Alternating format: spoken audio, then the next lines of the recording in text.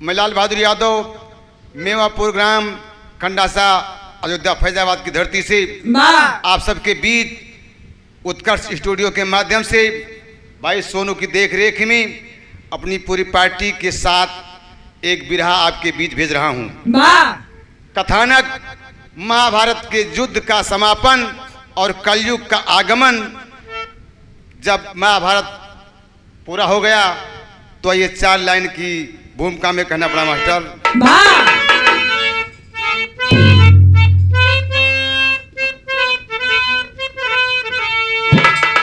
जब समापन महाभारत का हो गया, पांडवों द्वारा खुशियां मनाई गई। भीष्म गुरु द्रोण भाई कर्ण आदि में आंखों से अश्रुधारा बहाई गई। राज का ताज बांधे युधिष्ठिर के सर, धर्म अनुकूल शासन चलाने लगे। एक दिन पहुंचे अर्जुन द्वारिकापुरी, देख करके 100 आंसू बहाने लगे।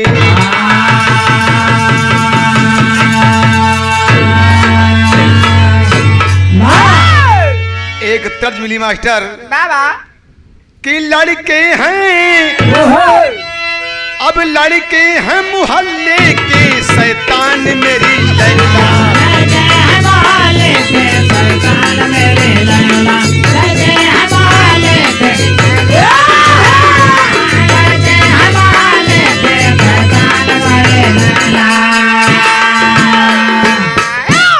लड़के हैं मोहल्ले के शैतान मेरी लैला।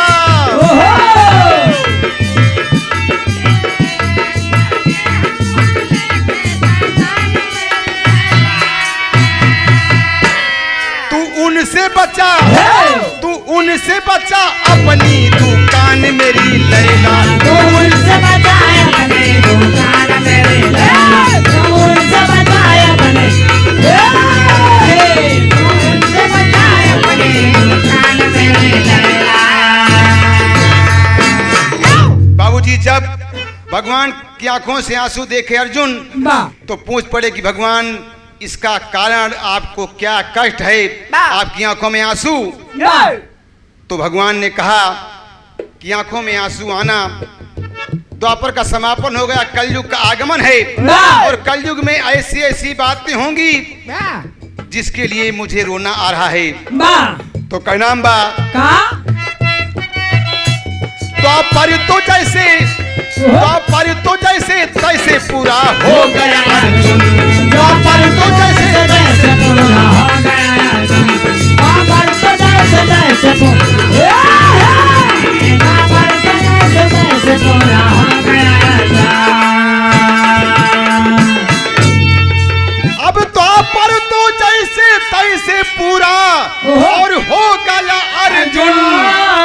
और कलयुग की सोच इसलिए मैं रो रहा अर्जुन। कलयुग की सोच इसलिए मैं रो रहा अर्जुन। कलयुग की सोच इसलिए मैं रो रहा अर्जुन। नजम में लिखना पड़ा मास्टर। बैठे सिंहासन पर मुरारी आंसू पोंछ रहे, हाल कलयुग की कैसे होगी यही सोच रहे। बोले अर्जुन प्रभु रो रो हमें रुलाओ ना, कलयुग के बारे में कुछ तो हमें बताओ ना। कलयुग के बारे में कुछ हमें तो बताओ ना। कलयुग के बारे में कुछ हमें कलयुग के बारे में तो बताओ ना। बोले के 100 सखा अब कलयुग आने वाला है, अधर्म झूठ पाप का ही बोल बाला है। अधर्म झूठ पाप का ही बोल बाला है, ज्ञानी जवानों की कोई कदर नहीं होगी, भाई भाई में शत्रुता बड़ी जबर होगी। भाई भाई में शत्रुता बड़े जबर होंगे, भाई भाई में शत्रुता बड़े भाई भाई में शत्रुता बड़े जबर होंगे। ढोंगी पाखंडियों के माथे पर चंदन होगा, ढोंगी पाखंडियों के माथे पर चंदन होगा, कुकर्मी दुराचारियों का ही बंधन होगा, माता पिता व गाय गुरु तिरस्कृत होंगे, कपटी व झूठे चापलूस पुरस्कृत होंगे। कपटी व झूठे चापलूस पुरस्कृत होंगे। ज्ञान व योग्यता वाले न पूछे जाएंगे, संख्या के बल पे उल्लू राज को चलाएंगे, निर्दोष और निहत्थे ही मारे जाएंगे, पैसे के बल पे हर अपराध टारे जाएंगे। पैसे के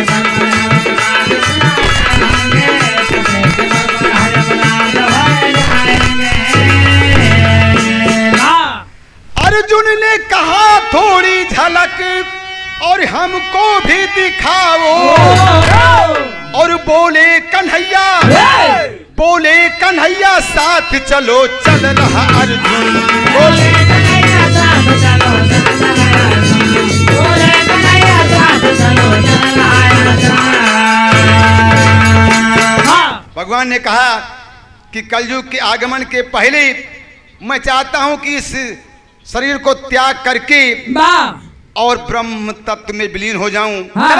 अर्जुन ने कहा कि प्रभु कलयुग कितना घोर पाप वाला है, तो हम लोग नहीं रहेंगे, लेकिन अगर हो सके तो कलयुग की झलक, कलयुग का टेलर हमें दिखा दीजिए। अब यहाँ एक तर्ज मिली, भगवान सहमत हो गए कि चलो हम तुम्हें कलयुग की झलक दिखा रहे हैं।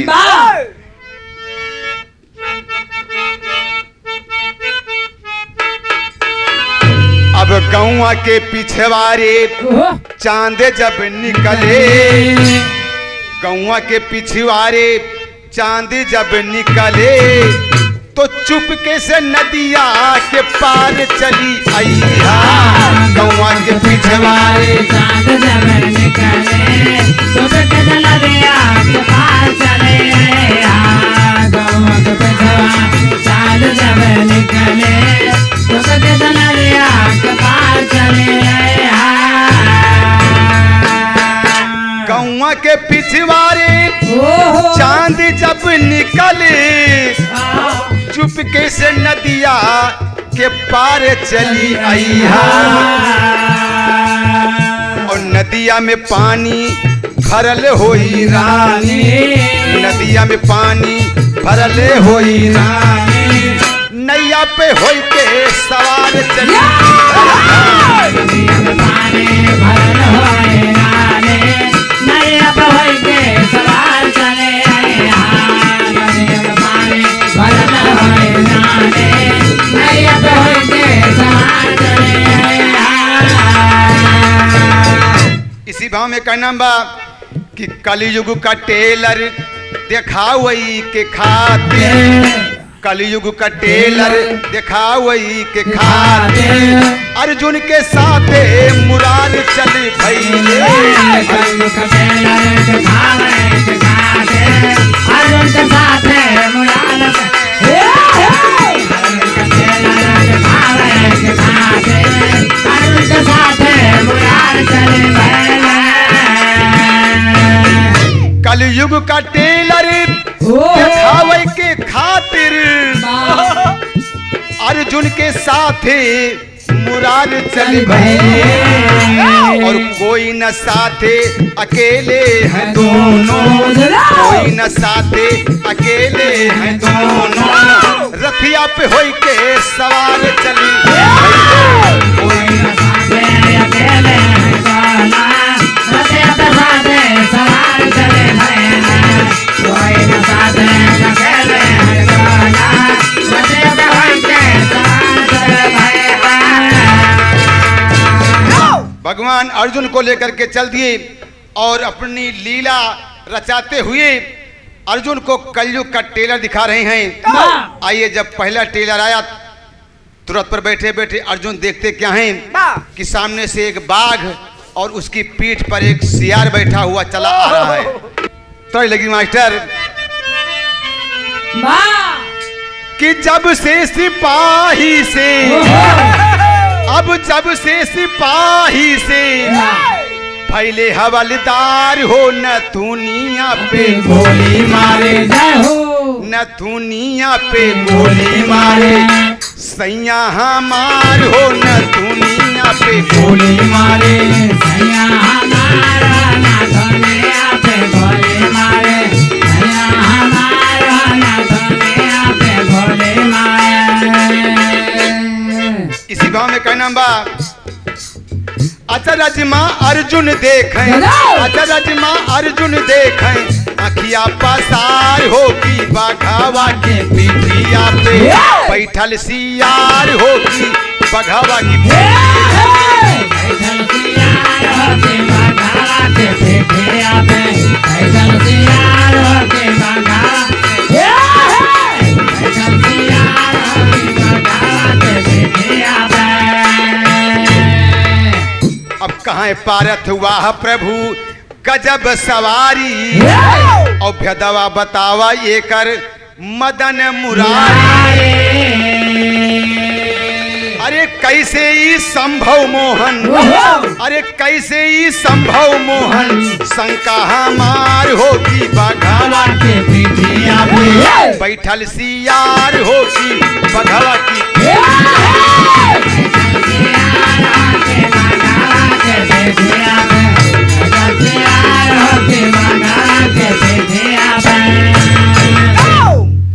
अर्जुन ने पूछा कि वाह प्रभु ये बाघ की पीठ पर सियार गीदड़ सवारी करके इधर शेर को ला रहा है, इसका मतलब ये आपकी झलक ही हो सकती है, क्योंकि द्वापर में तो ऐसा नहीं हो सकता।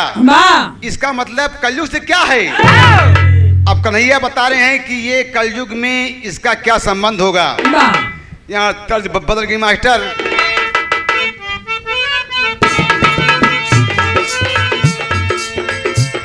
गीदड़ कलयुग में राजा और प्रजा शेर कहाए, गीदड़ कलयुग में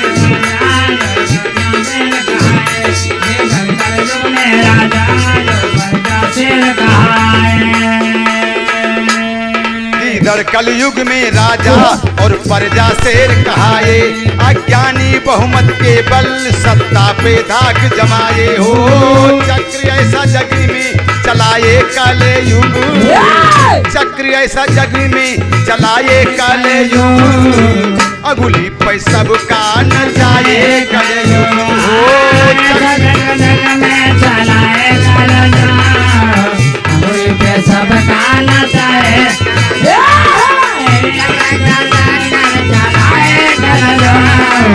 अगुली पे सबका न जाए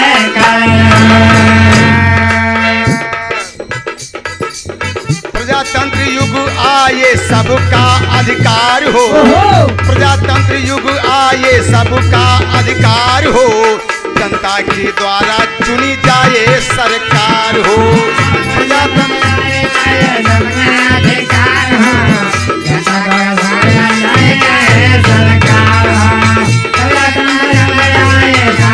अधिकार हो, जनता के द्वारा चुनी जाए सरकार हो।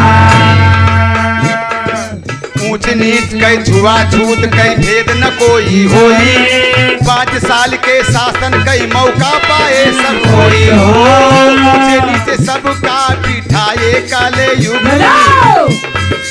ऊंचे नीचे सबका बिठाए कलयुग, अंगुली पे सबका नचाए कलयुग,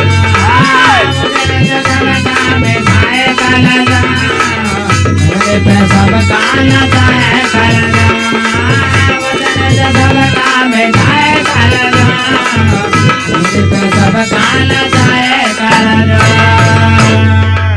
रथ और आगे बढ़ा तो दूसरी झलक दूसरा टेलर कन्हैया अर्जुन को क्या दिखा रहे हैं कि एक तोता सुगना और एक पुराण की पुस्तक रखी है, बड़े प्रेम से पन्ने को चोंच से पलट रहा है और राम राम पढ़ रहा है।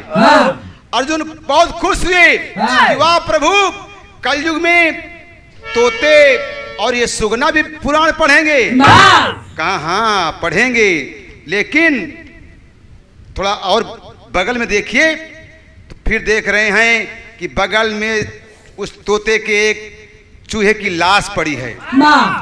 पुराण पढ़ रहा है और जब चाहता है थोड़ी सी मांस खा लेता है। अब यहाँ पर तर्ज बदल गई मास्टर।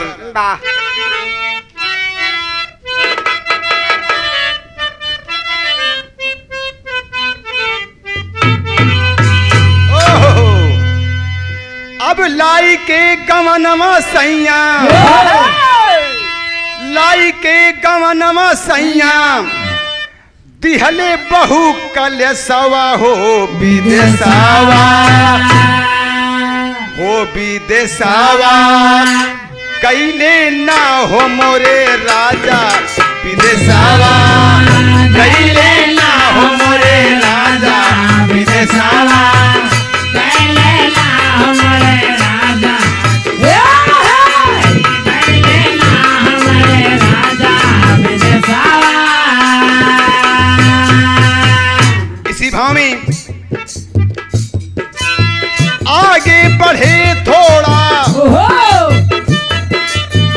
आगे बढ़े थोड़ा, दिखई सुगनवा हो पुरनावा, हाँ सुगनावा, हाँ पुरनावा, भाखई ना हो मोरे रामा सुगनावा, भाखई ना हो मोरे रामा पुरनावा, भाखई ना हो मोरे रामा,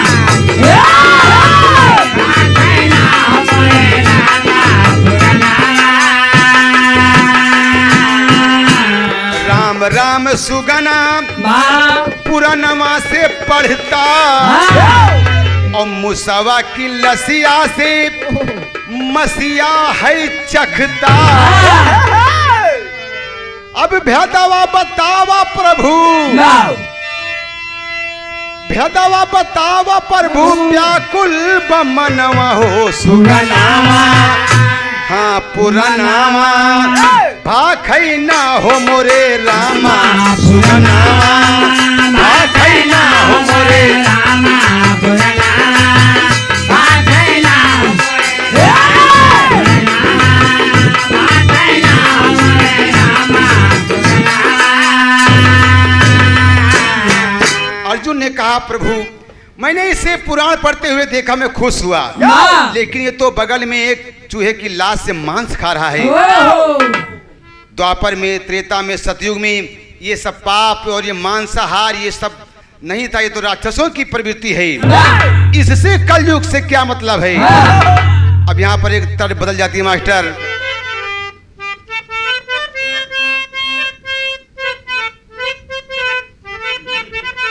अब ललकी पलंगिया पे,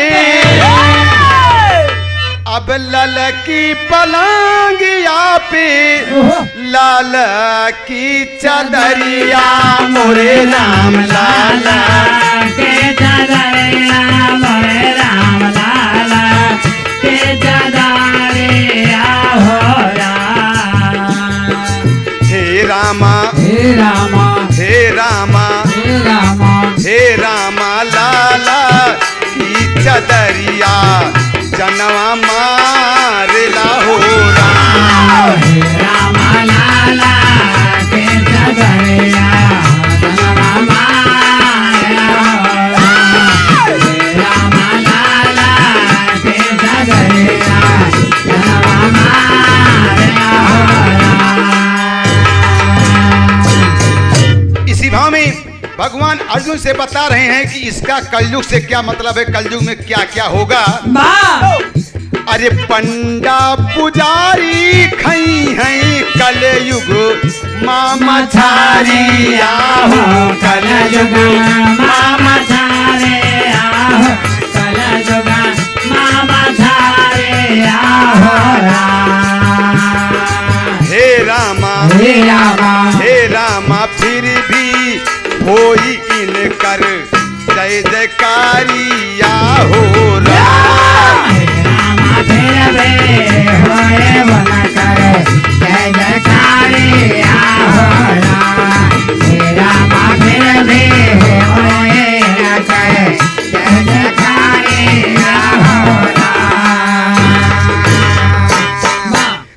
मरही मपीटी जई है पत्नी महतारी आहो पतने महतारी आहो पतने महतारी आहो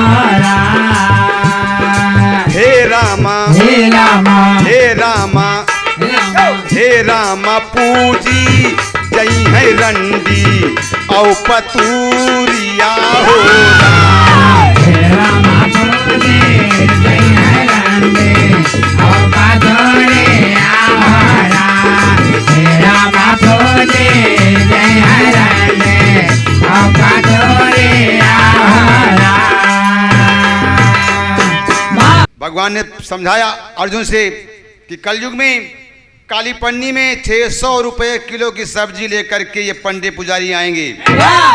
लोग जानेंगे कि ये मांस तौला करके आ रहे हैं, लेकिन फिर भी वो पैलगी के पात्र बने रहेंगे। जय हो महाराज।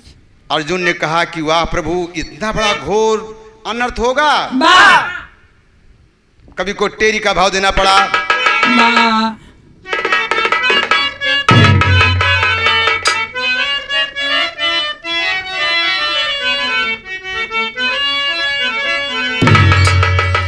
अरे मनमानी होई कलयुग बिचवा,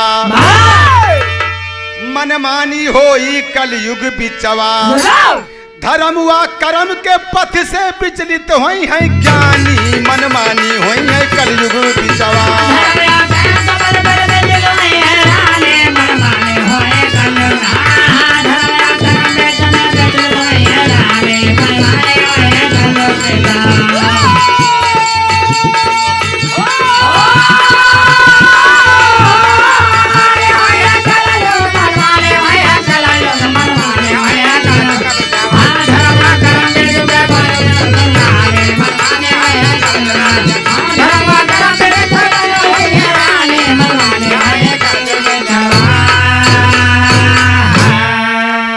धर्म व कर्म के पथ से विचलित हुई हैं ज्ञानी, मनमानी हुई हैं कलयुग बिचवा।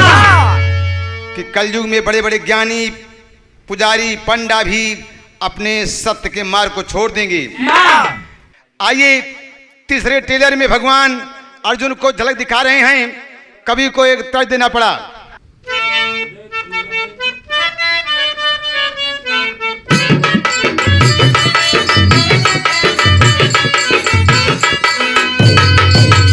बिल्कुल सही मास्टर, यही है कि मोरे पीछा वारवा सोनरवा कई दुकानिया, सोनरवा कई दुकानिया, सोनरवा कई दुकानिया, सोनरवा कई दुकानिया, सोनरवा कई दुकानिया।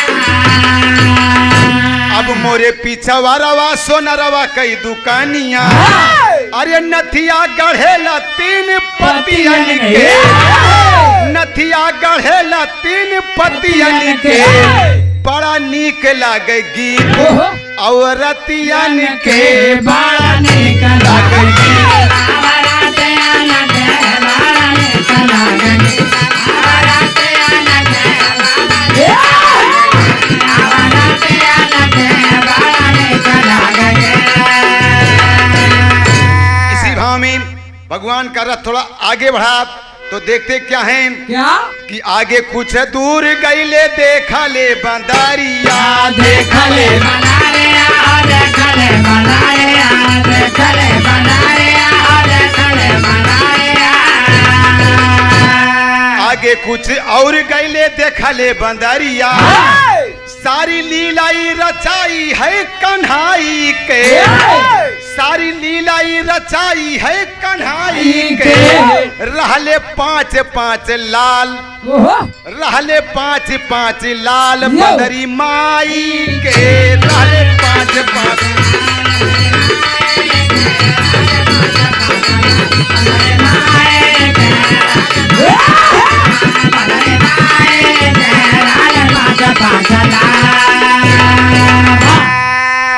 कुछ दिन बाद जब जवान लाल भैले और माई के आहार छीन छीन सब खैले, अब कोई ना सहाई है बुढ़ाई के, अब कोई ना सहाई है बुढ़ाई के रहले 5 लाल बाबा बंदरी माई के रहले 5 लाल। कुछ दिन बाद बच्चे सयाने हुए। बूढ़ी माँ सबको पाल पोस कर सयाना किया, बड़ा किया। और जब वो बूढ़ी हो गई तो जब वो कुछ कहीं से ले आवे तो बच्चे छीन छीन करके खा ली। पांच बच्चों को बंदरिया ने पाल के सयाना किया और जो बूढ़ी हो गई तो उसका भी आहार सब खा ले रहे हैं। भूख हुआ प्यास से बंदरिया मर गई ली और अर्जुन की अखियां में आंसू आई गई। प्रभु भेदवा बतावा समझाई के, प्रभु भेदवा बतावा समझाई के रहले 5 लाल बंदरी माई के रहले 5 लाल। अर्जुन ने पूछा कि भगवान इसका क्या मतलब है कलयुग से। भगवान ने अर्जुन को समझाया कि देखो पारत, कलयुग में एक माँ 4-5 बच्चों को पाल पोस करके सहना कर लेगी, लेकिन जब यही बच्चे बड़े हो जाएंगे तो सब लोग मिल करके एक बूढ़ी माँ को नहीं संभाल पाएंगे। कलयुग का ऐसा असर आएगा। इसके पहले हम चाहते हैं कि इस शरीर को त्याग करके ब्रह्म तत्व में विलीन हो जाएं। भगवान अर्जुन को उपदेश दे रहे हैं। रथ और आगे बढ़ा तो आगे चौकड़ा में लिखना पड़ा मास्टर। कुछ दूर बढ़ा रथ तो दियख बात अनोखी आई है। यक बात अनोखी आई है, यक बात अनोखी आई है। जंगल बीच एक सुंदर सी गैया बछिया जन्माई है। गैया बछिया जन्माई है, गैया बछिया जन्माई है।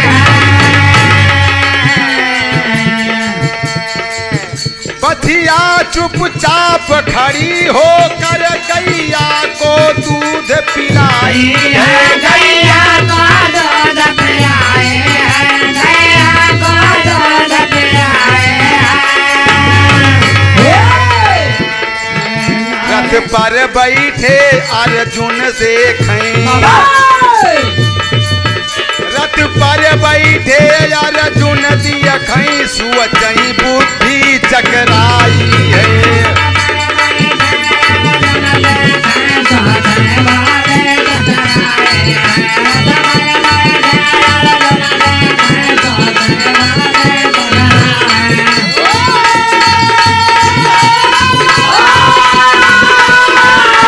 भैया दिया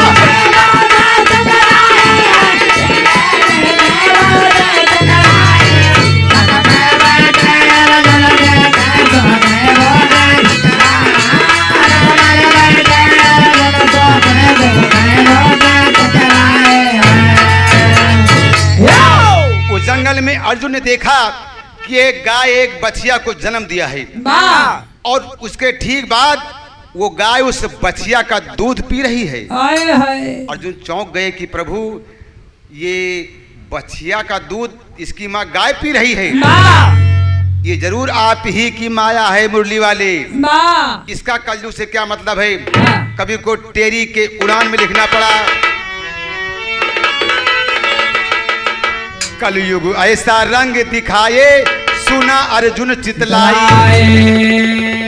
और बेटी कई धन बेईमानी से अरे खई है बाबू माई हो।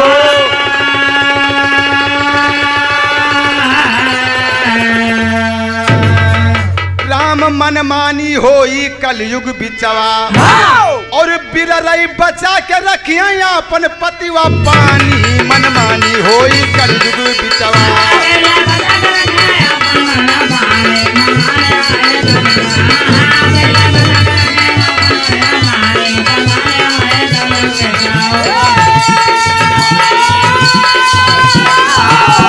भैया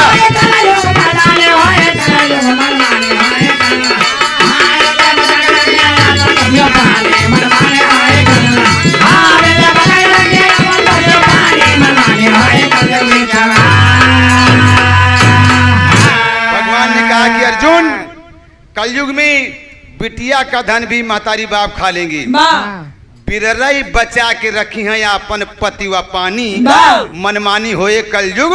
वाह कुछ 10-5% लोग होंगे कि जो बेटी का धन नहीं खाएंगे। हाँ भाई रथ आगे बढ़ा तो देखते हैं कि एक नीबुआ का पेड़ है वाह और नीबुआ के पेड़ में ऊपर कलम से आम की डाल का क्रॉस हो गया है। ओहो ऊपर फर्स्ट क्लास, नीचे नींबू का पेड़ वाह। और ऊपर दशहरी आम फरा है। हाँ और हाँ सही करे हो।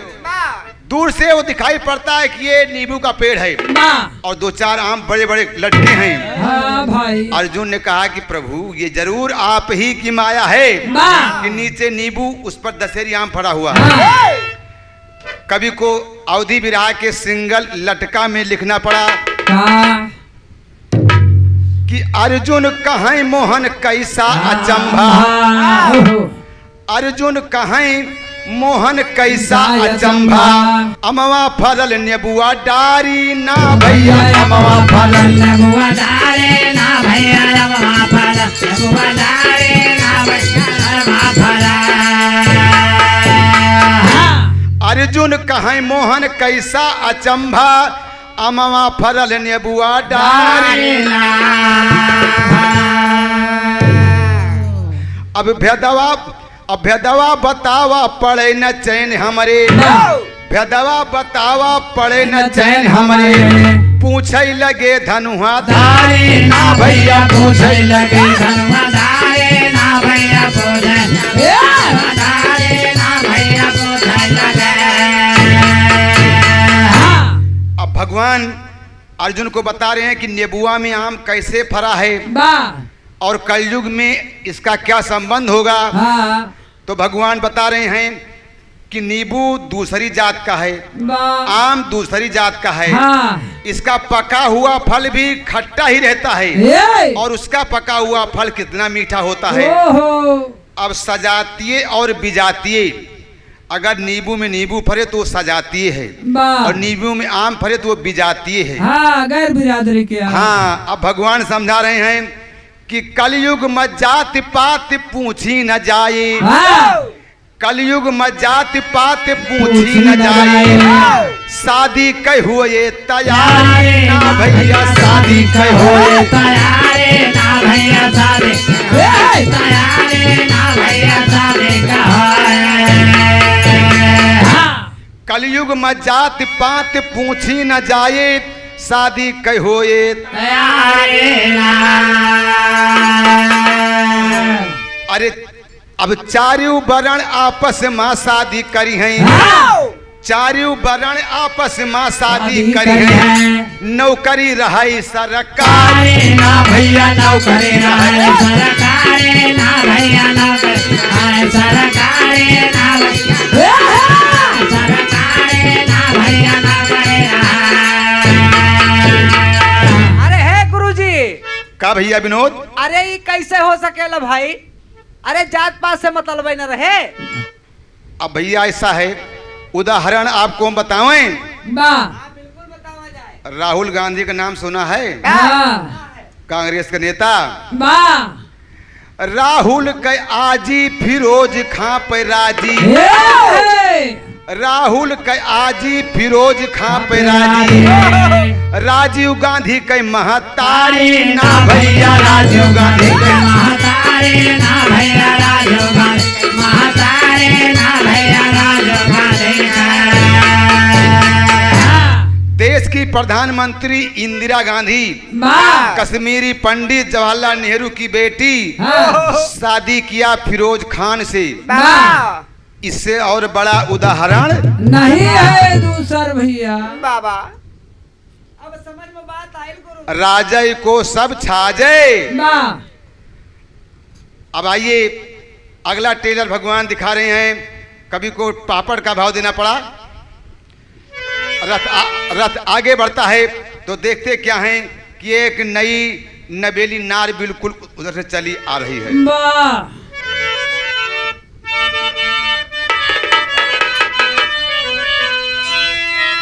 अब आगे बढ़े तो देखे नार नबेली बाकी रहिया में। अब आगे बढ़े तो देखे नार नबेली बाकी रहिया में, और चली आ रही मस्त चाल अलबेली बाकी रहिया में।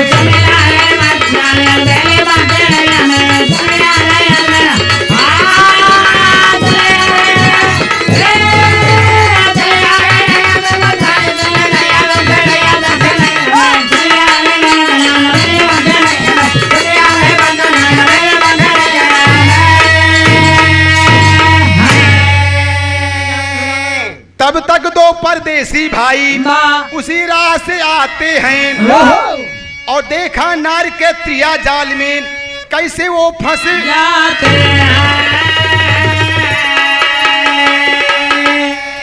अब बूझ न पाए दोनों वीर पहेली बाकी रहिया में, और दोनों को समझाए देकर भेली बाकी रहिया में। अब देखिए दोनों को कैसे अपने प्रेम जाल में फंसाती है।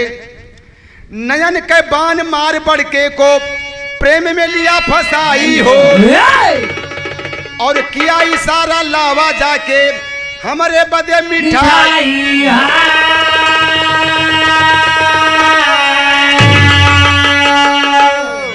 अब छोट के संग में करती खेल कुलेली बाकी रहिया में, और कहे करा रतदान साथ में खेली बाकी रहिया में।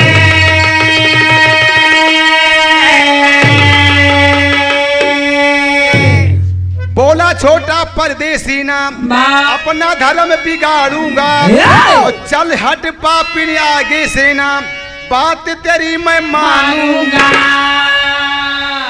अब चोली ब्लाउज फाड़ के नाटक खेली बाकी रहिया में, और तब तक पहुंचा बड़का लिए जलेबी बाकी रहिया में।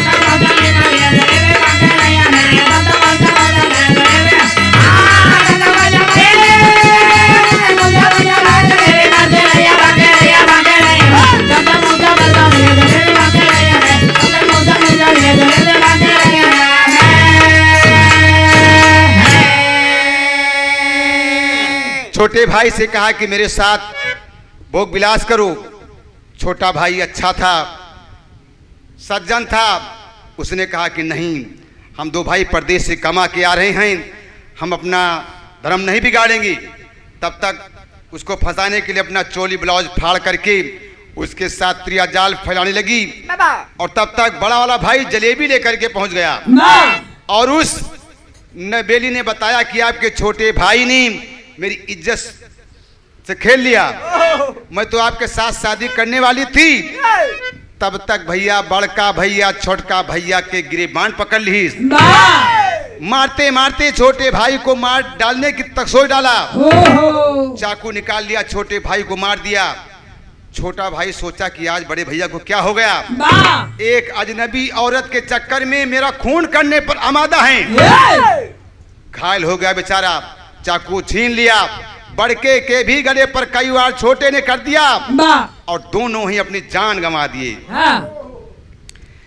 प्रेम के चक्रव्यूह में फंस के दोनों जान गंवाए हैं, और सब कुछ अर्जुन देख रहे हैं। माधव तब मुस्काए हैं।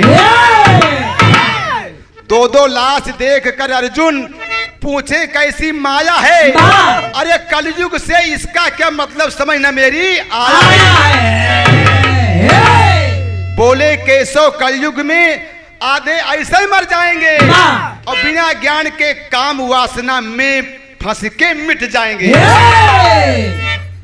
कहा कि कलयुग में आधे से ज्यादा मौत तो केवल प्रेम प्रपंच में होगी। अब भगवान ने जब बताया कि पूरे मौत के 50% केवल प्रेम प्रपंच में मर जाएंगे, तो अर्जुन ने कहा कि बस प्रभु अब आप लीला दिखाना बिल्कुल बंद कर दीजिए। हाँ भाई, बहुत हो गया प्रभु। आल्हा में कहना पड़ा मास्टर, अरे बस बस मोहन आगे लीला ना दिखावा हमके, देख देख मनवा में होवेला मला।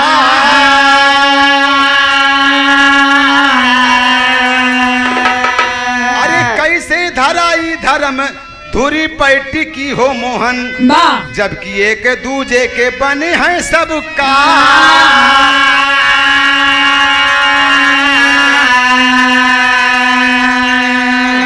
धरती तो पपियन के पपवा से बोझिल भैले, मुक्ति के मार्ग अब बतावा नंदला।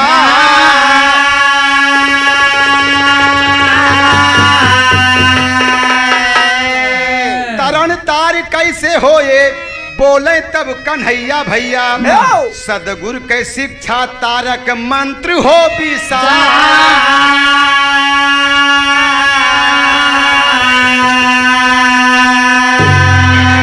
भगवान ने कहा कि कलयुग में सदगुरु की सीख, तारक मंत्र और प्रवचन सदज्ञान पुरुषों की जो ज्ञान वाणी है, उसी से उस रास्ते पर जो लोग चलेंगे उन्हीं का तार होगा और उसी पर ये पृथ्वी टिकी रहेगी। तो खड़ी में भगवान बता रहे हैं कि ये पृथ्वी कलयुग में कैसे चलेगी।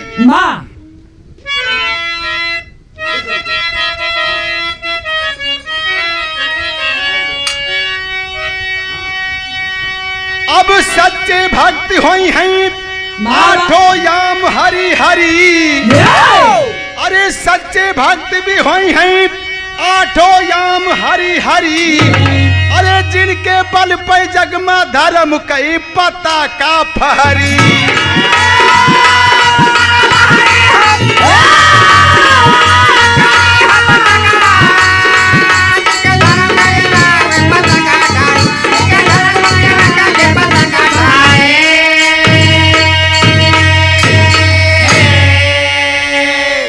काम वासना झूठ छलावा मन से बिसराई, और खुश वही है प्यारे सदगुरु के पाई। और इन्हीं के सत कर्म से अरे धराई ठहरी। और जिनके बल पे जग में धर्म कई पता का फहरी।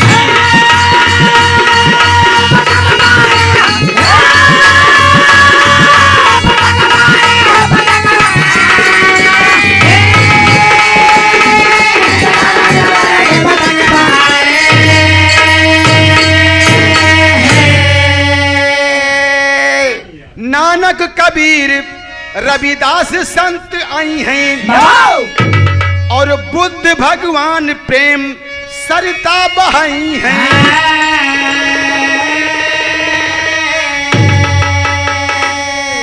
अरे उनके उपदेशवा से नगरी सुधरी। अरे उनके उपदेशवा से नगरी सुधरी। और जिनके बल पे जग में धर्म कई पता का फहरी।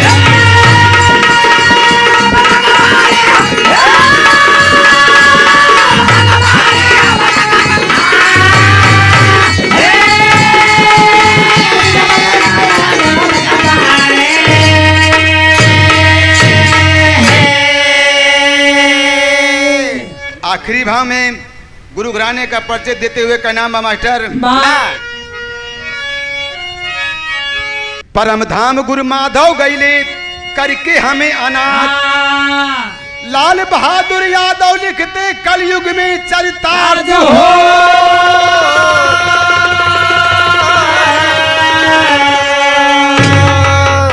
राम मनमानी होई है कलयुग बिचवा। यलबी यादव कई पति पानी रखें भवानी, मनमानी होई है कलयुग बिचवा।